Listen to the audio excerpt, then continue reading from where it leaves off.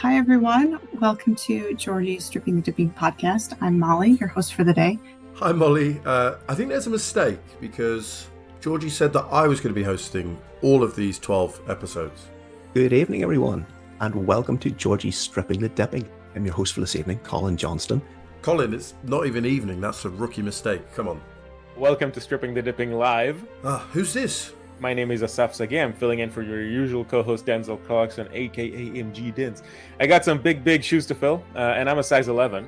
I'm a size 11. Hey, hang on a minute. I'm also one of the usual co-hosts, no? What about Dens is so special? Hello, everyone, and welcome back to Stripping the Dippin'. And if you were expecting to hear a beautiful, sultry Caribbean voice like AMG Dens, well, you're not going to get that one today because I am Dr. Obbs, and I am your resident tech doctor back for another episode. Okay, right, yeah. Dens has got a sultry Caribbean voice, if that's how you want to pronounce it. But what about me? I mean, I've been putting in all the work. In fact, where is Dens? Jorgy, you're going to have to clear this up now because this is getting ridiculous. I know we've had 4 guest hosts this season, but you assured me that I was going to host all of these 12 episodes. So who is it? Hello, greetings from Jorgy, and today let's dive into the Christmas season wrapping exclusively brought to you by our one and only, the amazing F1 Blag. See, what did I tell you? Exclusively brought to you by the amazing F1 Blag. I'd like to wish F1 Blag the best of luck on his future endeavors, and now onto the show. On the 5th day of Christmas... Thanks, Jorgy.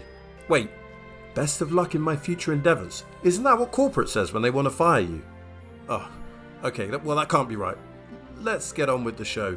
So today, on the 5th day of Christmas, Jorgy booked for me the fantastic Jay from Wolfpack Performance. Wait, hosted by Asaf Sagi. Let's talk about the situation in Imola. Okay. I mean, I heard your latest podcast on the subject, and obviously the entire region is really suffering right now, and I think that's the main point we should be talking about. I think if us fans we miss a weekend, that's not too bad. I mean, right. We can we've had the mini break in the start of the season, right. But yeah, I mean, climate change that shit's real, and I think not enough is talked about, I think, in that regard. I mean, whatever's happening right now in Italy could happen in, the Netherlands the year after. I mean, right. These 100-year events are starting to become more and more frequent, Starting to be more scheduled and random. Yeah.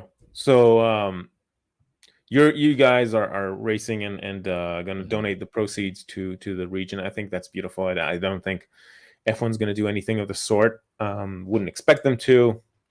I heard they were going to do $1 million. I heard they were going to do $1 million. Really?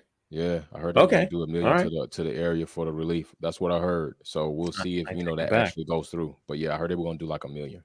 Awesome. Okay. I take it back. And big shout out. They finally put out the report that they're going to go ahead and give people, because that was my big thing on the podcast, was it should be a full refund. It should be a choice of a full refund or to transfer the ticket to another race. It should be both in this situation. Yeah. And fortunately, they did put out the notice on that. And I saw several other platforms that reported that they were going to give people an option to have full refund or transfer your race to another one. So, they did the right thing there, which a lot of times we can't say, but when they do it, we got to give them. Yeah. All right. Shout out F1 then. Right. Easy to criticize, but when credit's due, we should give them out some credit. True. Something else I've noticed I saw, I think it was today on Twitter. I'm not gonna call out the user who tweeted this because screw them, honestly. But what they said was, they showed, I think, a picture of Yuki helping out with stuff, and then they say, while Yuki is helping out in Italy, this guy goes to a lavish, capital letters, lavish event, and obviously we all know we're talking about Lewis Hamilton doing his thing in the UK. I hate that hypocrisy so much. Yes. Obviously, it was also like a clickbaity title. Of a certain publication. They did it about Valtteri too. Really? Yeah, they did it on Valtteri too. I saw a post somebody did it about Valtteri as well. So. I if you're talking about the same tweet I'm talking about, it was a reply to the first tweet just to call out the user Right. who's a Valtteri fan, who only called out Lewis Hamilton for quote unquote hypocrisy, which is ridiculous. Like, I mean, the guy is in the UK, and Lewis Hamilton can't win in that situation, because damn if he does, damn if he doesn't. If he's in the UK, then he's going to a lavish event. If he flies to Italy to help out, he's just doing it for social credit. There you go. There's the double. There it is. The double whammy. Yeah, that is very true. Yeah. I mean, the guy is held to a different standard. Obviously, I mean, yeah, people will grab onto any opportunity to hate. I think. Yeah, they will. On that man. Some people. Right. Mainly editors of certain publications, and a certain fan group. There we go. Certain fan group, Yeah. I do want to talk about that a little bit, about how that wasn't a Max fan in this particular case, but it usually is. And true. I've noticed a kind of likeness between the dynamics of Lewis fans versus Max fans, and the dynamic between the left-leaning political activists and right-wing leaning people. What do you think about that? There's a correlation there, definitely. There's a correlation there, and it's it's not an indictment on anybody, but it is to say that it is something that has been recognized more often than not. I would only say that it probably makes sense, if you felt this way. Now, I'm gonna say this: there are people who like and support Red Bull as a fan or a spectator that do not carry the same views as those people that we know carry out malicious posts or acts. I will say that. I've met them, I've talked to them, and I have some Red Bull fans in my community, and they are not that way. But it is also true, and I always say this, two things can be true.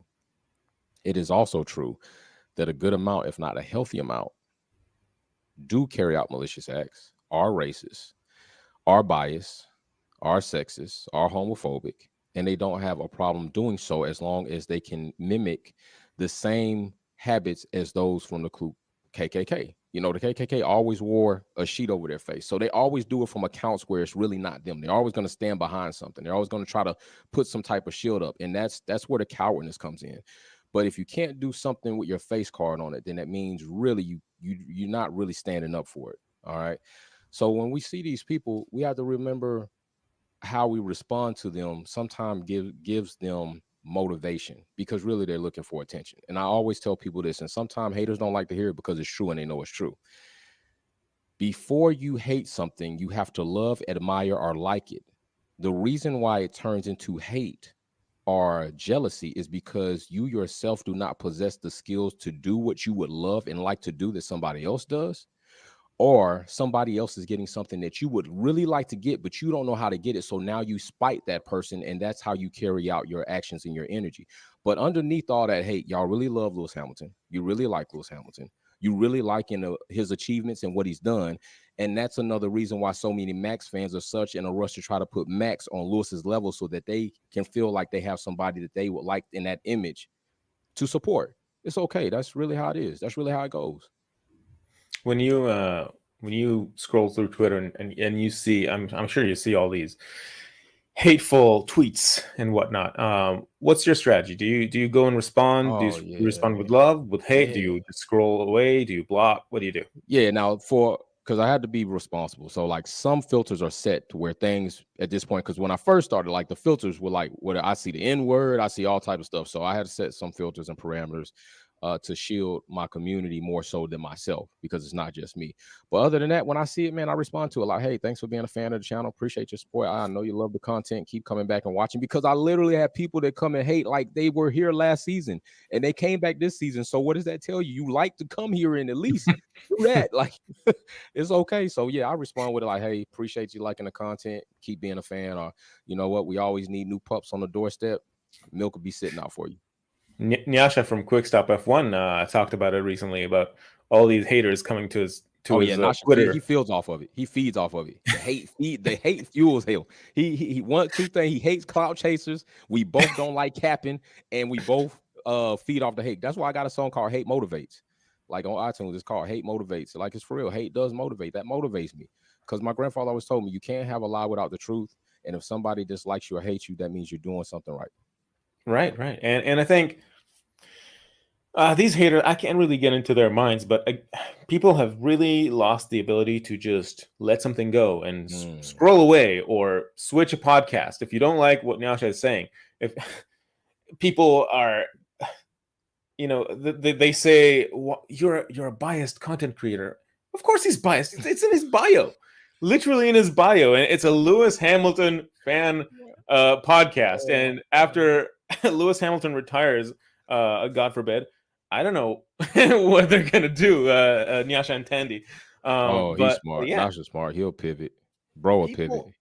People think that F1 content creators need to be unbiased. I mean, there's no such thing. You can tone it down. You can try and keep it in check. But there you go. At the end of the day, we're all fans of something. Right. And I think there's a lot of cool and creative things that come out of certain podcasts loving a certain driver or team or attitude, and I think that gives a lot of variety in the space. So right. you don't always, if I were only to listen to podcasts in the style of WTF1, now it's P1 or the race, stuff like that, it's very like dry information, and I can't tell one from the other anymore. But I got, Quick Stop, and I got your podcast, and it's just really, really fun to also shout out the Red Flags podcast, hilarious group. Every podcast brings something else to the table, and a big part of the thing is the love to a certain driver and the hate to another driver. Right. I think that's fine. That's right. Fine. You don't like certain content, close the tab. There you go. Close the tab. Pick something else. There you go. Yeah. Like I always tell my bro Nice all the time, it's like Baskin Robbins, man. It's like everybody's got a flavor. Baskin Robbins still around because there's some ice cream in there that somebody likes, So just pick a flavor, go to the cash register and check out. You don't have to sit in there and protest a flavor that you don't want to buy and you don't like. There's another flavor. Go get that. Exactly. And if you see somebody else ordering the flavor you don't like, you're not gonna just go and berate them for ordering it. It's right. Unless you're 12 years old, maybe. Right. Thank you very much for listening to the 12 Days of Christmas here on Jorgy Stripping the Dipping podcast. I've been your unusual co-host F1 Blag. Don't forget to like, share and subscribe, and give us a follow both on Twitter and on Instagram @StripTheDip. Until next time, bye.